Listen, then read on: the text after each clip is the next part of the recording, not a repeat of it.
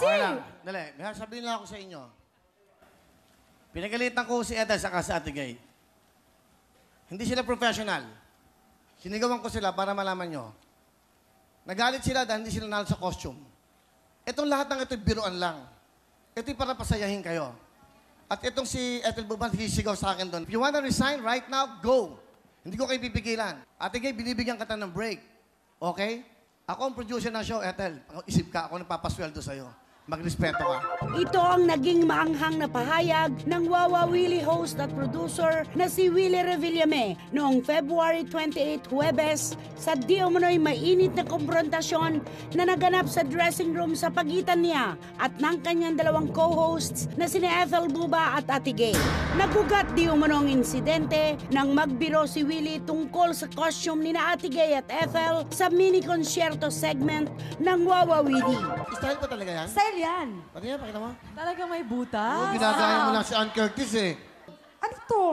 Bakit mo kami kino-compare doon? Eh bakit mo? Ba't kasi Hindi to ano. We're talking about talent, not sing it. Come on. Ngayong gabi, ang isa sa dalawang taong sangkot sa iskandalong pinag-uusapan ng buong bayan ngayon. Handa nang basagin ang kanyang katahimikan. Ate Gay sa kanyang pinakamatapang na pagharap. Eksklusibo! Dito rin na nangyari. Kumusta? Ano ba talaga? Ay, okay lang naman ako eh. Ang pangit lang doon, wala kami isang pamilya nagkaroon ng problema. Siyempre, ang tatay, si Willie, pinagalitan lang kami. Pinilit naming pag-usap kasi after nung mga tsikahan, yung nagagalit ko siya, pumasok kami dun sa table, tapos ayun, sermon pa rin. Excited nga ako pumasok bukas, kaya lang wala akong magagawa, hindi ako pinapapasok. Pero ang di umunay naganap na kumprontasyon sa pagitan ni na Ate Gay, Ethel Buba at Willie ay ayaw nang idetalye pa ng komedyante. Sinikuha niyo ba si Kuya Will? Hindi. Sigawan daw kayo sa backstage, kaya yun ang isa sa mga Ako, ginagamit ni Kuya Will. kung anong nirespeto ko lahat ng sinasabi niya, pag sinabi kong hindi, ang pangit naman para sa kanya. Pag sinabi kong oo, di ba? Parang ang pangit naman para sa amin. Kilala ako ng mga kaibigan ko, lalo na ikaw. Hindi ako ganun tao. Pero sa gitna ng gusot na ito, higit na nangingibabaw ang respeto at pagmamahal ni Ate Gay kay Willie at sa kanilang programa. Natural lang magdamdam ako, pero hanggang dun lang, hindi naman ako... Andun ang respeto kay Willie. Mabait siya. Ako, lagi ko sinasabi sa TV, umiiyak pa nga ako. Dahil ramdam ko na mabait siya. Gusto ko lang sabihin, mahal na mahal ko ang Wawa Willie. Na-experience ko dito ang matulog ng gabi at gumising ng nakangiting araw para sa normal na buhay. Para sa normal na nagtatrabaho. Si Kuya Willie, minahal ko siya because of Wawa Willie dahil ang pagtulong naman sinusuklian din namin, kaya tulungan lang. Sa huli, hangad pa rin ang komedyante na muling makatapak sa programa at magbigay ng walang patid ng ngiti at saya. Umaasa ako, lalo pat ginawan ko ng paraan kami ni Errol pumunta doon, kaya lang wag muna kasi siyempre fresh pa yung init ng ulo. Lahat po ng sumusuporta ng Wawa Willie, patuloy niyo pong suportahan dahil ang dami namang natutulungan ng Wawa Willie. Doon sa mini-concerto noong Huwebes ng hapon, ng maganap ito, Huwebes ng tanghali, talagang mas karapat-dapat na manalo si Ana Feliciano dahil kinarin niya talaga at pinagsunugan ng kilay yung kanyang performance.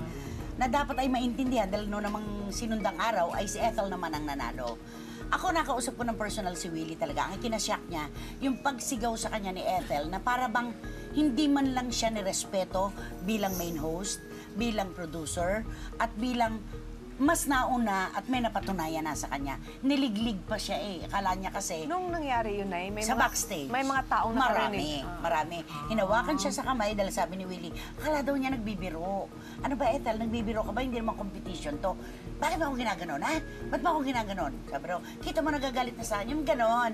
Si Ate Gay naman, parang ni-name drop lang siya ni Ethel na, kita mo si Ate Gay, ang ganda-ganda ng costume, pinatalo mo. Parang ganon. And knowing Ethel, hindi pa sapat yung pagbigkas ko ng kung paano niyang binitiwan yung salita kay Willie. Yun lang yun. So hindi talaga nagdidiro? Kasi baka Hindi. akala ng mga tao, baka isipin nila, gano'n naman talaga si Ethel, Oo. makuda. Ganyan. Parang hindi yung gano'n, nag-ookrayan Oo, sila. nag-ookrayan Parang sila. gano'n. Kaya parang na, si Willie na, bakit ganito? Akala ko ba pagpapasaya ng mga taong amihanga rin?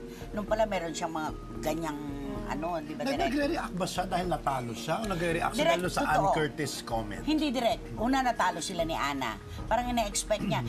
Noong namang tanghaling yun, talaga si Ate Gay na nagsabog na ng candy, kinanta ang May mamang pailaw pa yung, sorbetero. may pailaw pa yung gown niya. Sinturado naman talaga si Ate Gay. Ako naman nakapanood. Si Ethel naman, 1,000 beses na niyang kinantay luha ng ages. May bago pa ba doon? Samantalang si nag-J-Lo. J-Lola nga di ba? J-Lola. Sabi ni Willie, J-Lola. At bago silang dalawa, si Ava muna siguro ang mananalo. Magaling yung Ava. Di ba? So, walang ganyanan. Kaya nga nakakalungkot lang dahil parang nawala ng utang na loob. O sige, diretso ko na sasabihin, walang utang na loob si Ethel Buba dahil binigyan siya ng chance ni Willie na mag-co-host pero hindi niya pinahalagaan yung oportunidad. So sa tingin po ba, makakabalik pa si Ethel? Si o Ate wala Gay, na? may porsyentong malaki, pero si Ethel siguro, baka the door. Talaga? Wala The na. door. Close the door. As of now, Kay Ate Gay yun. As of now, Nay, yun. Ikaw, Nay, kilala mo naman talaga si Willie, di ba? You're very close. Pag sinabi ba niyang, kunyari, sa ngayon, hindi muna niya gustong katrabaho si Ethel, will that be something that will carry on forever? Or pwede pa yung magbago? Magsawa Si Ami, nakasama rin si Willie. Ano tong batang to parang ang yabang-yabang, parang ang tigas-tigas.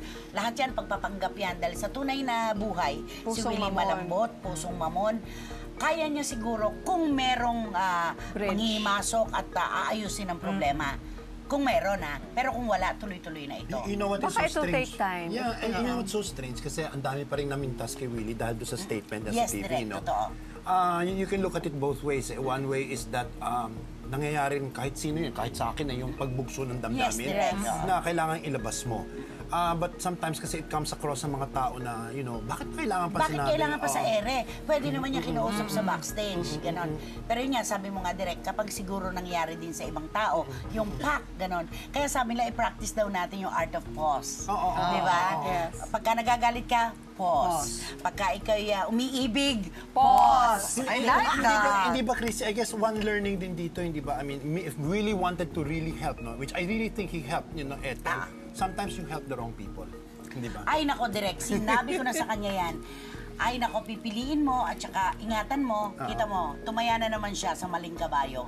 Madalas naman mangyari sa kanya yan Well, it happens kasi, it happens. Lahat naman tayo, at some point or the other, yung sa pagnanais natin makatulong, kuminsan tayo pa ang napapasama. Yes, totoo yan, direct. Tinulungan mo na, binigay mo na ang lahat, ikaw pa ang masama, dalahin na nila yon, hindi na ni Willie. Sana Okay. lang sa insidente na to, makita na ni Ethel kung ano yung tinuturo Yeah, sa Ethel. kanya na. Yeah. Ano tinuturo sa Ako, kanya ng nanghihinayang. universe, Ang ng galing-galing mo pagkakataon. pa naman ni diba? Ethel. Meron, kinakatok siya Naalala dito mo, naalala mo tayo nung nagsimula yung yung... Lahat maalala pa, lahat wish tayo, yung parang, atin. wow, Ethel. Oo, di ba? Nice time. Napakahana, Napaka-happy natin para sa kanya.